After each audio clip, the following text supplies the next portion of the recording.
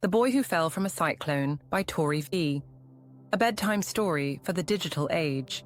Chapter 1. Not a prince, not a pauper. He wasn't found in a castle. He wasn't living in the streets. He wasn't waiting for a fairy godmother. He was found wrapped in a silver blanket with eyes that blinked like blinking screens. He said his name was 11, not because he was 11 years old, but because that was all he remembered. Social services tried. They placed him in homes with kind people, but every time he was returned.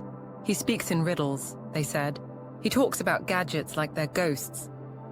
He watches the microwave like it's a portal, and so 11 waited, until one day, a scientist named Dr. Calix opened his door. Chapter 2, The Family That Listened. Dr. Calix had a daughter named Nova. She liked puzzles, not princesses. She liked coding, not crowns. When 11 arrived, Nova didn't laugh. She asked questions. She listened. 11 told them stories of a future where children didn't play. They became the games. Where parents didn't raise kids. They charged them like devices. Where every emotion was downloaded and every thought was tracked. Nova's eyes widened. Dr. Calix took notes. The family didn't return him. Dr. Calix studied him and kept puzzling results to himself, stored in a safe in his lab. Like his daughter, he listened and paid attention. Chapter 3, The Warning. 11 said he fell into a cyclone when he was 7, a scary swirling tunnel made of water, light and static. He didn't know how he got here, but he knew what was coming. He said every child becomes the toy they love most, the game they play longest, the gadget they hold closest. He said parents stop seeing their children. They see screens with legs. He said, when it begins, you won't notice, but when it ends, you'll be afraid of your own kids. Chapter 4, The Disappearance. One night, the wind howled. The sky turned silver. Nova saw the cyclone, the same one 11 described. It was real. 11 stood in the garden, arms open, eyes glowing, without fear.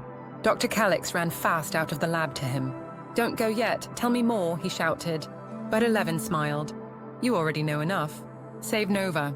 She's the last child who still dreams." And then he was gone. Chapter 5, The Aftermath. It began slowly. Children stopped blinking. They spoke in emojis. They moved like avatars. Parents were terrified. Their children were no longer children.